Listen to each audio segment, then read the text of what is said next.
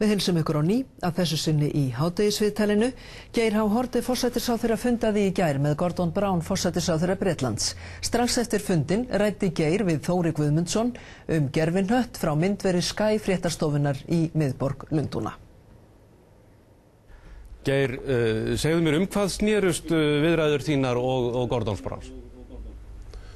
Við ræddum auðvitað fjölmörg mál.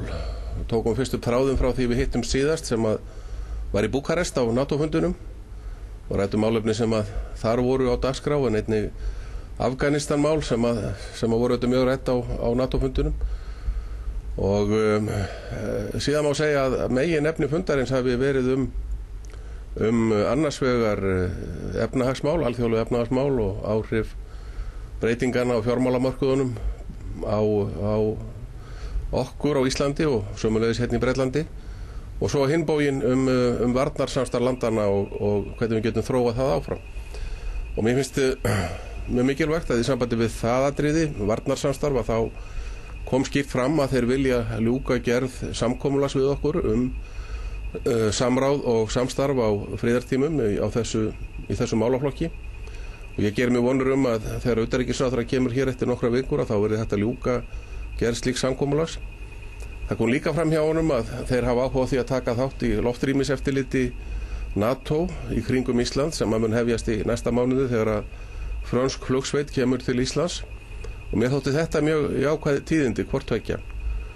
Nú, hvað varðar efnahagsmálin og fjármálamarkaðina þá kom náttúrulega glöggt fram að Gordon Brown sem fyrrverandi fjármálaráðherra og sérfræðingur í alþjóðlegum peningamálum, hann hefur fylgst vel með málum hjá okkur og þekkti til ýmsa þeirra atburðar sem að það var verið að gerast í fjármálaheiminum og varða okkur.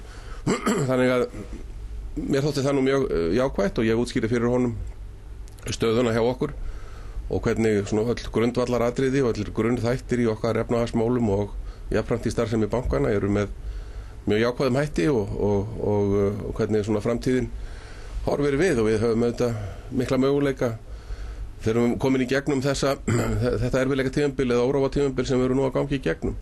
Hann sýndi mikinn áhuga til dæmis á orkumálunum, hreinni orku og hvernig við beislum jarðhitann, ræddum það töluvert og einnig svona umhverfismál í breiðara samhengi. Þannig þetta var sem sagt, þetta voru mjög víðtækar umræður, mörg mál sem bara á góma og ég afskaplega ánægður með þennan fund og það sem út úr honum hefur komið og það alveg ljóst að við eigum hauga í horni hérna í Bretlandi, Íslendingar og samstarf milli stjórnvalda og ýmsum sviðum mjög gott. Við ræddum að segja einnig Hatton Rockall málið, það eru nýbúnir að vera viðræður milli sérfræðinga, lögfræðinga, ráðuneytanna þessara 4 landa sem þarna koma að Írlands, Bretlands, Danmerkur og Íslands. Okkur hefur fundist þær viðræður ganga full hægt. Hann gerði sig grein fyrir því og sagðist nú telja að við myndum ná samkomulagi á endanum en það geti tekið lengri tíma. Hann tók síðan upp hvalveiðarnar, alveg eins og David Cameron gerði í fyrradag, leiðtogi íhaldsmanna þegar ég talaði við hann. Nú við ræddum þau mál og ég gerði grein fyrir okkar sjónarmiðum og þeir eru auðvitað ekki sammála okkur í þeim efnum en ég auðvitað vakti athygli hans á því að það engar atvinnuveðar í gangi hjá okkur og engin ákvörðun hefur verið tekin slíkt þó að við séum að veiða hrefnu í vísindalegum tilgangi. Þannig að við verðum sammála að vera ósammála það eins og verið hefur áður. Ræddu þið möguleika á því að Bretar, til dæmis Englandsbanki, kæmu einhvern veginn að lausn lausafjárkreppunnar með gjaldeyri á Íslandi? Við ræddum slík mál ekki í smáatriðum en hitt annað að þeir hafa áhuga því að leggja okkur það lið sem þeir geta en auðvitað ekki hægt og ekki svona fundi tilefni til þess að ræða slík mál í þaula.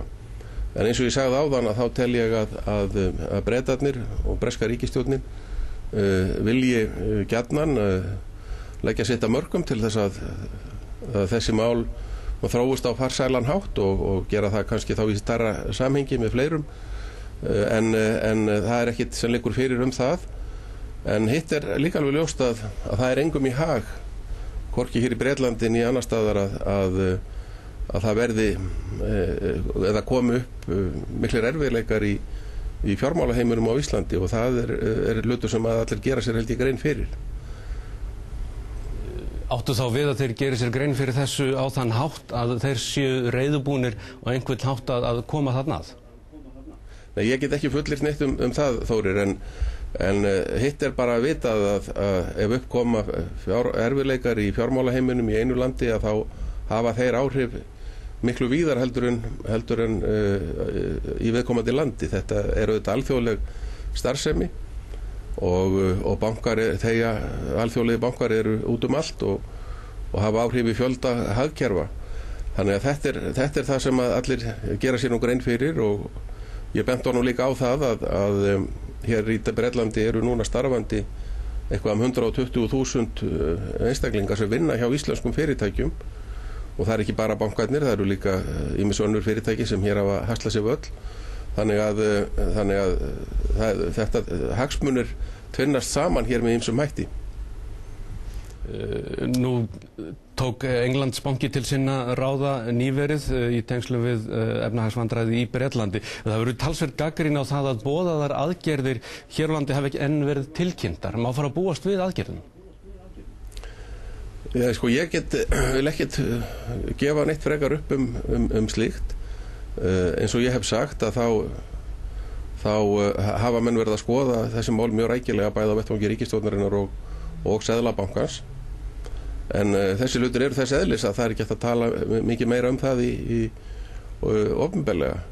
Aðalatriðið er það að okkar fjármálakerfi er öflugt og nýtur stuðnings annars staðar í frá og við gerum okkur vonur um eiga gott samstarf við okkar vina og nágranna þjóðir ef á þarf að halda. Þú hefur væntanlega fylgst með fréttum af aðgerðum bílstjóra og aðgerðum lögreglu gegn bílstjóran við Suðurlandsveg í gær. Svona þaðan sem þú ert, metur þú þessar aðgerðir lögreglu sem réttlætanlegar? Ég vil nú segja það fyrst að það er auðvitað leiðilegt að það skuli koma til atburða þessu tægi og það er auðvitað alveg í andstöðu við þær hefðir sem við höfum á Íslandi við að leysa deilumál. En ég tel víst að lögreglan hefði ekki gripið þarna inn í nema hún hefði áður verið búin að leita allra leiða til að leysa þetta með friðsamlegum hætti og það hlaut að koma að því að þolinmæðin bristi og ég held að almenningur get ekki sætt sig við þessa framkomu af hálfu bílstjórana ítrekkað eins og verið hefur. Það er búið að sýna þeim mikla biðlund og ég treysti því að lögreglan hafi veitt því meðalhófi sem henni ber að beita en auðvitað er það hennar hlutverk að halda uppi lögum og reglu í landinu og þá var það sjálfsagt óhjákvæmilegt úr því að þeir vildi ekki hlíta fyrirmælum lögreglunar að hún léti til skara skríða. Bílstjórum finnst ekki að hafa verið hlustað á sig. Hefði kannski átt að eiga fleiri fundi með þeim, hlusta betur á þá? Er eitthvað slíkt hægt að gera í framhaldinu? Ég held að þeir hafa átt 3 fundi með ráðherrum í ríkisstjórninni á undanförnum vikum. En ég hef sagt að meðan að menn haga sér með þessum hætti, stofna öryggi almennings í hættu með því að nota þessa bíla eins og þeir hafa gert, þá er auðvitað ekki hægt að tala neitt við þá. Og þar hefur nú þessi kröfugerðir að verið mjög óskýr og undarlega á köflum finnst mér. Mér finnst hún frekar hafa beinst að alþjóðlegum olíumörkuðum heldur en að íslenskum stjórnvöldum. Við höfum ekki vald á olíuverðinu á alþjóðamörkuðum og skattlagningin á Íslandi er búin að vera óbreytt í allnokkur ár. Þannig að það er ekki við okkur að sakast um þetta. Hitt er svo annað að það eru fjöldi hópa á Íslandi sem að er með kröfugerð á hendur ríkinu og telur sig þurfa að fá stöðu sína bætta með einhverjum hætti og margir sem að hafa tilefni og telja sig hafa tilefni til þess að mótmæla og koma á kröfum og framfæri við okkur. Ég tel að bílstjórarnir hafi með sínum aðgerðum komið óorði á alla sem að er að mótmæla og það er ekki allir sem að vilja vera með kröfur, reisa kröfur á hendur ríkinu sem geta lagt vörubíl yfir miða götu eða stoppað umferð með slíkum hætti og það er auðvitað algjörlega óviðunandi hvernig það hefur gerst. Ef við snúum okkur að öryggismálunum sem þú ræddir við Gordon Brown, telur þú líklegt að það verði að ganga frá samkomulagi að Bretar taki þátt í loftrýmiseftirliti hér við land? Það of snemmt að segja til það hvenær eða hvort það getur orðið endanlega en ég heyrði það á forsætisráðherranum að þeir eru mjög áhugasamir að taka þátt í þessu og hafa auðvitað kynnt sér þetta bæði innan NATO og rætt það í sínum ráðuneytum hér og samir að segja samkomulagið samráð og samstarf á sviði öryggismála á friðartímum. Þannig að við teljum að þessi mál bæði séu í mjög góðum farvegi og Gordon Brown staðfesti það við mig. Sjá þeir slíkt eftirlit ef þeir taka þátt í því kannski sem hluta af vörnum sem tengjast flugi rússneskra flugvéla sem að fara auðvitað bæði að ströndum Bretlands og hafa farið í kringum Ísland? Já, ég sagði honum frá fluginu í gær og ég hef áður tekið það upp á vettvangi þar sem að hann hefur verið viðstaddur. Ég tók þetta upp á NATO-fundinum þegar Putin var þar.